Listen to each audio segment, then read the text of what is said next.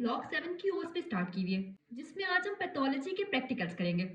तो ये रहे पैथोलॉजी के एलोस। तो हम कोशिश करेंगे कि एक वीडियो में मुकम्मल हो जाए, नहीं तो फिर हाफ आज और हाफ कल पोस्ट कर दूंगी। तो देखें, सबसे पहले है ग्राम स्टेनिंग। हम बैक्टीरिया को स्टेन क्यों करते हैं, इसका प्रिंसिपल क्या है? To classify the bacteria into two groups, ताकि हम बैक्टीरिया को क्लासीफाई कर सकें ग्राम पॉजिटिव में और ग्राम नेगेटिव में। अब हमें पता है कि बैक्टीरिया की सेल वॉल किसकी बनी होती है? पेप्टिडोग्लाइकेन की। और पेप्टिडोग्लाइकेन ज्यादा किस में होता है? ग्राम पॉजिटिव में। इसीलिए वो पर्पल होता है, जबकि ग्राम नेगेटिव डिस्कलराइज्ड हो जाता है और फिर पिंक नजर आता है। अब हम ये देखेंगे कि ऐसा क्यों होता है। तो यहाँ देखें इसका प्रोसीजर। हम ग्राम स्टेनिंग करते कैसे हैं? इस तरफ ग्राम पॉजिटिव बैक्टीरिया हैं और इस तरफ ग्राम नेगेटिव बैक्टीरिया हैं। सबसे पहला स्टेप होता है फिक्सेशन। फिक्सेशन में हम क्या करते हैं कि एक स्लाइड पे एक स्मीयर बनाते हैं और उसको फिक्स कर देते हैं। बैक्टीरिया एक स्लाइड पे हमने लगाए और उसको फिक्स कैसे करना है? हमने आग जलानी है और उसके ऊपर 2-3 बार तेजी तेजी से गुजार देना है, तो वो हो जाएगी हमारे पास फिक्सेशन।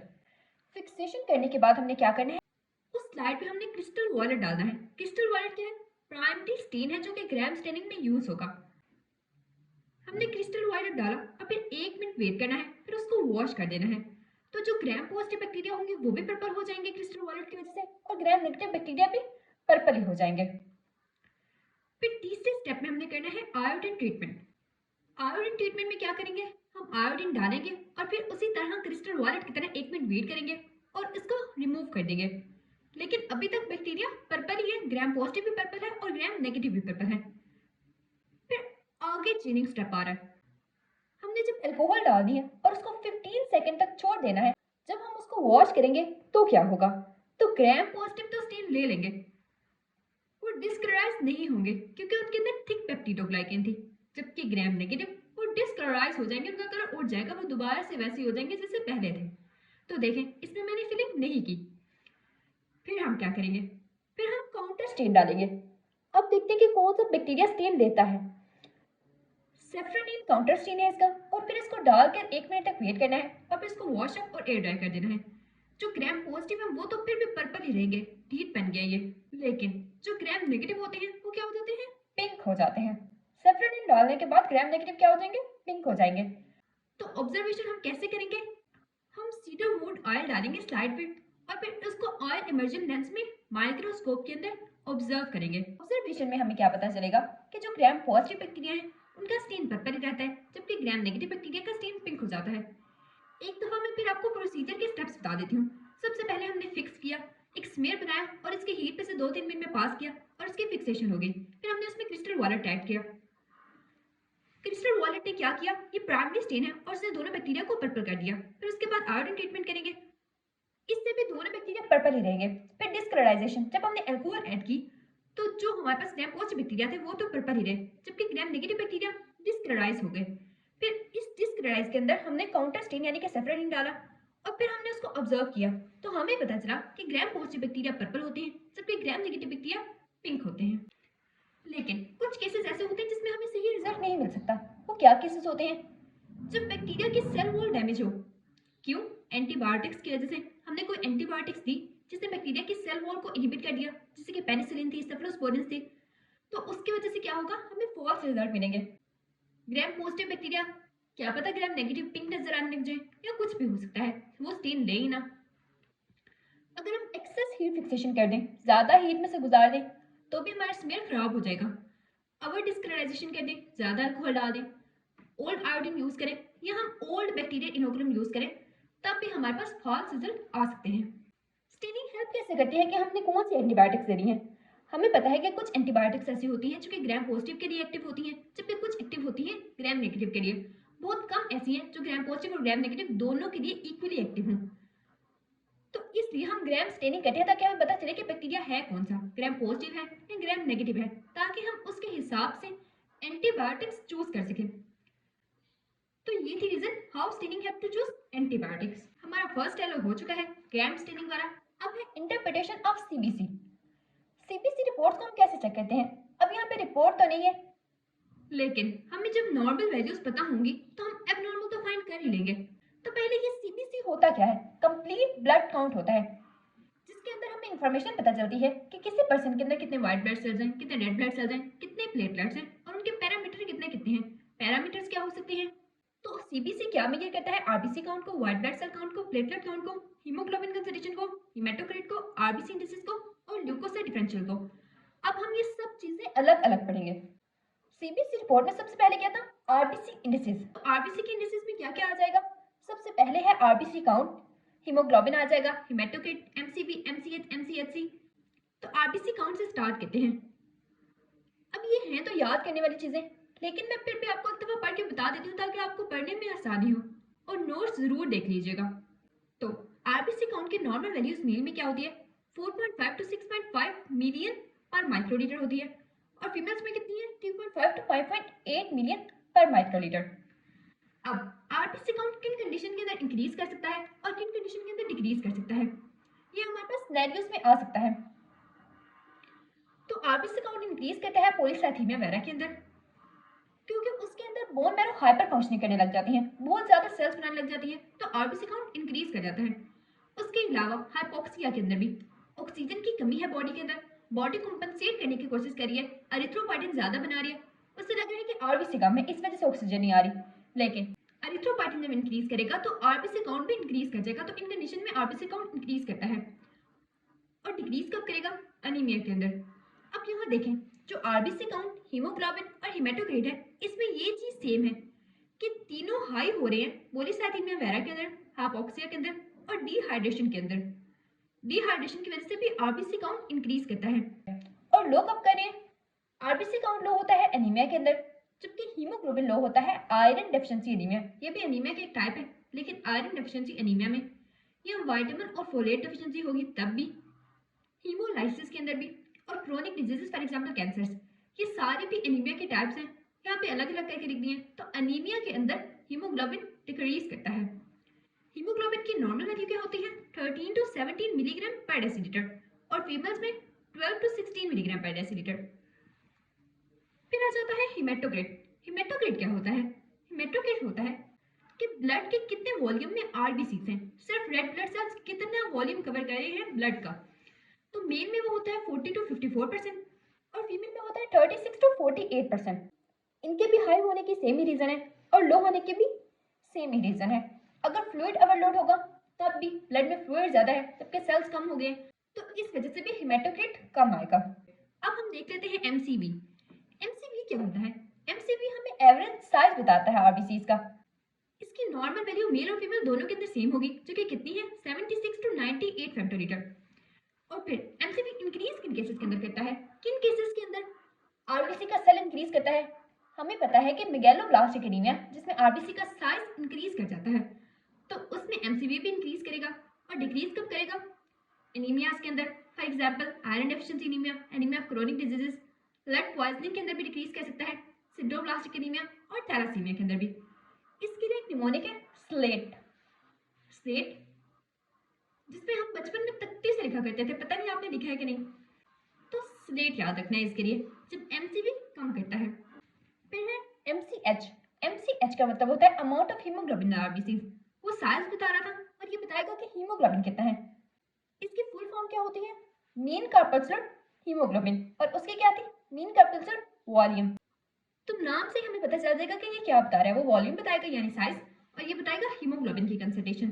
तो नॉर्मल कितनी होती है? मेल और फीमेल में दोनों में एक जितनी होती है, 27 to 32 पिकोग्राम।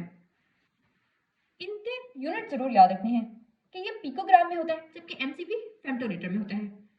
तो ये इंक्रीज किन केसेस के अंदर करेगा? ये भी मेगैलोब्लास्टिक एनीमिया के अंदर इंक्रीज करेगा। जब आरबीसी का साइज इंक्रीज करे तो हीमोग्लोबिन भी इंक्रीज कर रही है।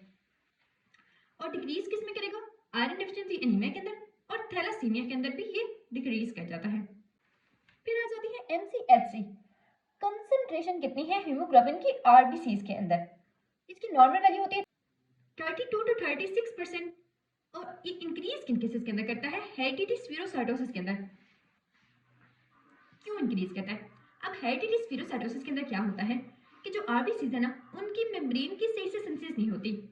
वो स्प्लीन में जाते हैं, वहां पे सिक्वेस्टर हो जाते हैं, ट्रैप हो जाते हैं, और स्प्लीन उसकी डिस्ट्रक्शन कर देते हैं क्योंकि वो खराब आरबीसीज हैं। आरबीसीज तो टूट गए, लेकिन हीमोग्लोबिन तो है ना, हीमोग्लोबिन को तो ना कुछ कर रहा, तो इस वजह से हीमोग्लोबिन इंक्रीज कर जाएगा। तो कंसंट्रेशन हीमोग्लोबिन की इंक्रीज कर जाएगी। इसलिए हेरिडिटी स्फीरोसाइटोसिस के अंदर MCHC इंक्रीज करता है। और कम कब होगा? आयरन डेफिशिएंसी एनीमिया के अंदर। ये सारी चीजें तकरीबन आयरन डेफिशिएंसी एनीमिया के अंदर कम हो रही है। तो कुछ ना याद रहे तो आयरन डेफिशिएंसी एनीमिया तो है ही ना, ये जनरल एनीमिया भी बोल देंगे ना तो भी ठीक हो जाएगा। फिर आ जाती है RDW। RDW क्या है? Red cell distribution weight. इससे हमें पता चलता है कि किसी भी डिजीज के अंदर साइज आरबीसीज का कैसे वेरी कर रहा है।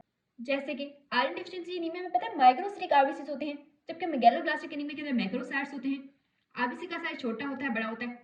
तो ये हमें रेड सेल डिस्ट्रीब्यूशन वेट से पता चलेगा। इसकी नॉर्मल वैल्यू क्या होती है? 11.5 टू 14.5%। और ये इंक्रीज किन केसेस के अंदर करता है? साइज चेंज ज्यादा किन केसेस के अंदर हो रहा है? आयरन डेफिशिएंसी एनीमिया के अंदर, मेगैलोब्लास्टिक एनीमिया, हीमोलिटिक एनीमिया के अंदर आरबीसी का साइज ज्यादा चेंज होता है। और लो किन केसेस में अंदर हो रहा है? थैलेसीमिया माइनर के अंदर, जब हमारे पास स्मॉल आरबीसीज होते हैं। लेकिन ये इतना ज्यादा इंपॉर्टेंट नहीं है। फिर आ जाती है WBC indexes. White blood cells की टाइप कितनी होती है? दो तरह के व्हाइट ब्लड सेल्स होते हैं, एक होते हैं ग्रेनुलोसाइट्स और दूसरे होते हैं एग्रेनुलोसाइट। यानी जिनके साइटोप्लाज्म के अंदर ग्रेनुल्स होंगे वो ग्रेनुलोसाइट्स होंगे, और जिनमें नहीं होंगे वो एग्रेनुलोसाइट्स होंगे। तो ग्रेनुलोसाइट्स कौन कौन से हैं? न्यूट्रोफिल्स, इओसिनोफिल्स और बेसोफिल्स, जबकि एग्रेनुलोसाइट्स के लिम्फोसाइट्स और मोनोसाइट्स। अब हम देखेंगे कि इनका न्यूक्लियस कैसा होता है, इनका साइटोप्लाज्म कैसा होता है, ये हाई किन कंडीशन के अंदर करते हैं, लो किन कंडीशन के अंदर करते हैं, और फंक्शंस भी देखेंगे इनके। तो सबसे पहले है न्यूट्रोफिल्स। न्यूट्रोफिल्स जो है उसका रोल क्या है? ये फेगोसाइटोसिस में इन्वॉल्व होता है। यानी कि जब भी कोई फॉरेन बॉडी के अंदर चीज आएगी तो वो उसको फेगोसाइटोस कर लेगा। इसके अलावा बैक्टीरिया इन्फेक्शंस के अंदर भी जिन कामों के अंदर इनका रोल है ना, उन्हीं डिजीजेस के अंदर ये इंक्रीज करते हैं। तो ये टिप याद रखनी है। अगर आपको रोल आता है तो आपको ये भी पता है कि हाई किन कंडीशन के अंदर हो रहे हैं। तो जो न्यूट्रोफिल्स होते हैं वो मल्टी लोब्ड होते हैं, यानी इनके 2 to 5 लोब्ड होते हैं। इसकी पिक्चर आपको स्क्रीन पर नजर आ रही होगी। इसके अलावा इनका साइटोप्लाज्म कैसा होता है? पिंक पर्पल ग्रेनुल्स होते हैं इनके अंदर। ग्रेनुलोसाइट है ना, तो पिंक पर्पल ग्रेनुल्स होंगे। हाई किन कंडीशन के अंदर करें? बैक्टीरियल इन्फेक्शन के अंदर रोल था, तो बैक्टीरियल इन्फेक्शन के अंदर ये ज्यादा हो जाएगा। इसके अलावा इन्फ्लेमेशन, स्ट्रेस और मायोकार्डियल इंफेक्शन के अंदर भी। अब मैं एक एक टर्म को एक्सप्लेन नहीं करूंगी क्योंकि ये बहुत ज्यादा फिर लेंथी हो जाएगा। तो बस 2-3 नाम आपने याद रख लेने हैं। और न्यूट्रोफिल्स कम कब होते हैं? जब सीवियर इन्फेक्शन होता है तो न्यूट्रोफिल कम भी हो जाते हैं। इसके अलावा ए प्लास्टिक एनीमिया के अंदर, कीमोथेरेपी के अंदर न्यूट्रोफिल्स कम हो जाते हैं। ए प्लास्टिक एनीमिया का बता दूं, ये बोन मैरो की डिजीज होती है जिसमें बोन मैरो सप्रेशन होती है। इसकी वजह से क्या होता है? न्यूट्रोपिनिया हो जाता है, थ्रोम्बोसाइटोपिनिया होता है, एनीमिया होता है। बोन मैरो काम ही नहीं करी तो सारे सेल्स डिक्रीज कर जाते हैं, तो न्यूट्रोपिनिया भी होता है, यानी न्यूट्रोफिल्स भी कम हो जाते हैं। फिर आ जाते हैं इओसिनोफिल्स। इओसिनोफिल का रोल कहाँ होता है? पैरासिटिक डिजीज के अंदर और इसके अलावा एलर्जी के अंदर। हमने ये पढ़ा था कि टाइप 1 हाइपर सेंसिटिविटी रिएक्शन के अंदर इंक्रीज कर जाते हैं इओसिनोफिल्स। तो उन कंडीशन के अंदर इनका रोल है। इनका न्यूक्लियस कैसा होता है? बायलोब्ड होता है। उसमें मल्टी लोब था, ढेर सारे लोब थे, यानी कि 2 से 5 तक, जबकि ये बायलोब्ड है, इसमें 2 ही लोब है। इसके ग्रेनुल्स का कलर कैसा होगा? Red orange. न्यूट्रोफिल्स का कैसा था? Pink purple. तो ये कैसे हैं? Red orange. और हाई किन कंडीशन के अंदर करेगा? जिनमें इनका रोल है, यानी कि पैरासिटिक इन्फेक्शंस, एलर्जी, एस्मा के अंदर। एस्मा भी फॉर्म ऑफ एलर्जी है ना, तो इनमें इंक्रीज करेगा। लो कैसे होगा? एक्यूट इन्फेक्शंस के अंदर और कॉर्टिकोस्टेरॉइड की थेरेपी देने की वजह से इओसिनोफिल काउंट डिक्रीज कर जाएगा। फिर आ जाते हैं बेसोफिल्स। बेसोफिल्स हाइपरसेंसिटिविटी रिएक्शन में इन्वॉल्व होते हैं और हिस्टामिन को रिलीज करते हैं। टाइप 1 हाइपरसेंसिटिविटी रिएक्शन में हमने पढ़ा था कि बेसोफिल्स की डीग्रेनेशन होती है जिसकी वजह से हिस्टामिन रिलीज होता है, तो ये उन कंडीशन के अंदर इंक्रीज भी करेंगे। इसके लोब कितने होते हैं? ये एस शेप का होता है और इसमें डार्क पर्पल ब्लू ग्रेनुल्स होते हैं। पहले दोनों में कैसे थे? Pink purple, red orange. अब इसमें डार्क पर्पल ब्लू ग्रीन है।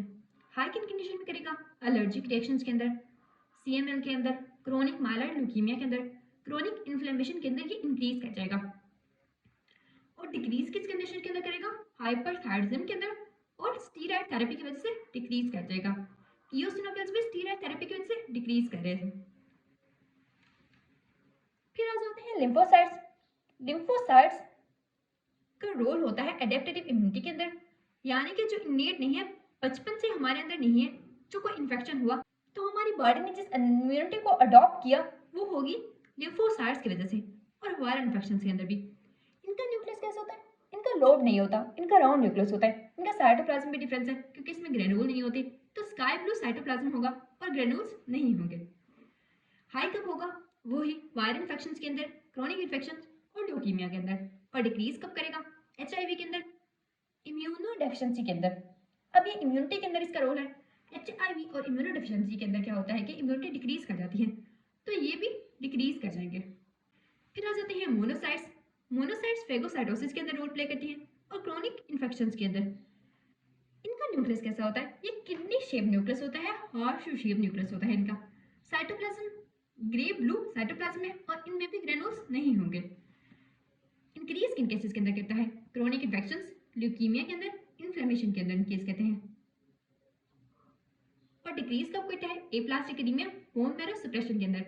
अब देखें, aplastic anaemia, bone marrow suppression एक ही चीज हुई ना, दोनों के अंदर बोन मैरो अपना काम नहीं करे। जब न्यू सेल्स ही नहीं बनेंगे तो मोनोसाइट्स कैसे बनेंगे? फिर नेक्स्ट आ जाते हैं प्लेटलेटेटिस। प्लेटलेट्स क्या करते हैं? ब्लड क्लॉटिंग में इन्वॉल्व होते हैं, लेकिन नॉन न्यूक्लिएटेड होते हैं, यानी कि इनमें न्यूक्लियस नहीं होता। और इनका साइटोप्लाज्म कैसा होता है? इसमें ग्रेनुल्स प्रेजेंट होते हैं, लेकिन ये होता किस तरह के हैं? स्मॉल डिस्क शेप्स की अपीयरेंस होती है। और ये इंक्रीज किन कंडीशन में करेगा? आयरन डेफिशिएंसी एनीमिया के अंदर और क्रोनिक इन्फेक्शंस के अंदर प्लेटलेट इंक्रीज कर जाते हैं। जबकि डिक्रीज कब करेंगे? Aplastic anaemia, bone marrow suppression और ऑटोइम्यून डिसऑर्डर्स के अंदर भी प्लेटलेट डिक्रीज कर जाते हैं। Bone marrow suppression, aplastic anaemia को तो पता ही है, बोन मैरो अपना काम नहीं करे, इस वजह से प्लेटलेट डिक्रीज कर जाते हैं। फिर आ जाते हैं कोगुलेशन टेस्ट। कोगुलेशन टेस्ट तीन तरह के होते हैं, एक है प्रोथ्रोम्बिन टाइम, एक है एक्टिवेटेड पार्शियल थ्रोम्बोप्लाज्म टाइम और इसके अलावा ब्लीडिंग टाइम है। इन सब को पढ़ने से पहले हम एक फिगर देख लेते हैं कोगुलेशन वाली। तो देखें, अगर हमने प्लाज्मा की कोगुलेशन करानी हो ना, तो हमारे पास दो तरह की पाथवेज हैं। ये हमने फिजियो में भी पढ़े थे, लेकिन मैं आपको फिर भी जल्दी जल्दी कोई रिवीजन करा देती हूँ इसकी। तो दो तरह के पाथवेज होते हैं, एक होते हैं इंट्रिंसिक और दूसरे होते हैं एक्सट्रिंसिक। जो एक्सट्रिंसिक पाथवे क्या होते हैं ना, उनमें क्या होता है कि टिश्यू डैमेज होता है, यानी कि बाहर से कोई इंजरी होती है, किसी का एक्सीडेंट हो गया, कुछ भी हो गया, बाहर की कोई इंजरी होगी ना, तो उसकी वजह से एक्सट्रिंसिक पाथवे एक्टिवेट होगा। टिश्यू डैमेज हुआ, टिश्यू फैक्टर 3 रिलीज हुआ, उसने क्या किया? फैक्टर 7A को एक्टिवेट किया, 10A से 10A बना और फिर कॉमन पाथवे स्टार्ट हो गया। ये जो कॉमन पाथवे है ना, ये इंट्रिंसिक और एक्सट्रिंसिक दोनों के अंदर कॉमन है, दोनों के अंदर होगा ये। तो हमारी समझने वाली बात यह है, जो हमने याद रखनी है वो ये है कि जो एक्सटेंसिव पाथवे होता है वो टिश्यू डैमेज की वजह से होता है। टिश्यू को इंजरी हुई, कोई एक्सीडेंट हो गया, कुछ भी एक्सटर्नल इंजरी हुई, या ब्लड वेसल के अंदर की इंजरी नहीं है, एक्सटर्नल इंजरी की वजह से है, तो वो एक्सटेंसिव पाथवे को एक्टिवेट करेगा और उसकी वजह से कौन सा फैक्टर रिलीज होगा? फैक्टर 3 रिलीज होगा। और इंट्रिंसिक पाथवे में सरफेस कॉन्टेक्ट होगा या वेसल की इंजरी होगी, यानी कि ब्लड वेसल की अपनी कोई इंजरी होगी, जिसकी वजह से प्लाज्मा कोगुलेशन होने लग जाएगी, कोगुलेशन पाथवे एक्टिवेट हो जाएगा। और ये सरफेस डिफेक्ट क्या है? ये तब होता है जब हम ब्लड को निकालें, किसी टेस्ट ट्यूब में डालें और वो ग्लास के साथ कॉन्टेक्ट करें और कोगुलेशन पाथवे एक्टिवेट कर दे। अब उसको हम एक्सटेंसिव क्यों नहीं कहेंगे? क्योंकि उसके अंदर जो फैक्टर्स होते हैं, टिश्यू तो होता नहीं, खाली ब्लड ही होता है, तो ब्लड के अंदर जो फैक्टर्स अपने होते हैं उनकी वजह से जो कोगुलेशन होती है वो हमारे पास इंट्रिंसिक ही होगी, चाहे वो ग्लास से कॉन्टेक्ट से हो या किसी चीज के भी कॉन्टेक्ट से हो, तो वो हमारे पास क्या होगी? इंट्रिंसिक ही होगी, क्योंकि ब्लड के अंदर वो फैक्टर है। जबकि एक्सट्रिंसिक में टिश्यू फैक्टर आ रहा था जिसकी वजह से कोगुलेशन स्टार्ट हो रही थी। तो ये दोनों में मेन पॉइंट है, ये याद रखना है लाजमी। फिर क्या होता है, जब यहाँ से 10 से 10A तक पहुंच जाते हैं तो फिर कॉमन पाथवे स्टार्ट होता है। कॉमन पाथवे में क्या होता है? प्रोथ्रोम्बिन थ्रोम्बिन में कन्वर्ट होता है, फाइब्रिनोजेन फाइब्रिन में, और क्लॉट फॉर्मेशन हो जाती है। ये याद रखना इतना ज़्यादा इंपॉर्टेंट नहीं है, जो पहले मैंने बातें बताई हैं वो लाजमी याद रखनी है। अब हम देखते हैं प्रोथ्रोम्बिन टाइम क्या होता है। तो यहाँ देखें, सबसे पहले है प्रोथ्रोम्बिन टाइम। जो प्रोथ्रोम्बिन टाइम होता है ना, जिसमें ब्लड प्लाज्मा कोगुलेट करता है एक्सटेंसिक पाथवे से, यानी कितने टाइम में एक्सटेंसिक पाथवे ने कोगुलेशन की वो हमने चेक करना हो तो हम प्रोथ्रोम्बिन टाइम को चेक करेंगे। तो देखें, time taken by blood plasma to clot by extrinsic pathway. Extrinsic pathway क्यों एक्टिवेट होगा? टिश्यू इंजरी की वजह से, ट्रोमा और सर्जरी की वजह से, मैंने आपको बताया। और इसके अंदर क्लॉटिंग फैक्टर कौन सा इन्वॉल्व होता है? टिश्यू फैक्टर 3 आता है और वो क्लॉट करवाता है प्लाज्मा की। तो इसलिए हम इसको कहते हैं एक्सटेंसिक पाथवे, बाहर से कोई चीज आ रही है जो कि कोगुलेशन करा रही है। प्रोथ्रोम्बिन टाइम मेजर क्या करता है? मॉनिटर करता है कि वारफरीन थेरेपी को और डिटेक्ट करता है विटामिन की डेफिशिएंसी को, लीवर डिजीज को, फैक्टर 7 की डेफिशिएंसी को प्रोथ्रोम्बिन टाइम मॉनिटर करता है। तो इन कंडीशन के अंदर ये भी व्हाइट ब्लड सेल्स की तरह इंक्रीज कर जाएगा। तो पहले हम देख लेते हैं इसका नॉर्मल टाइम क्या होता है।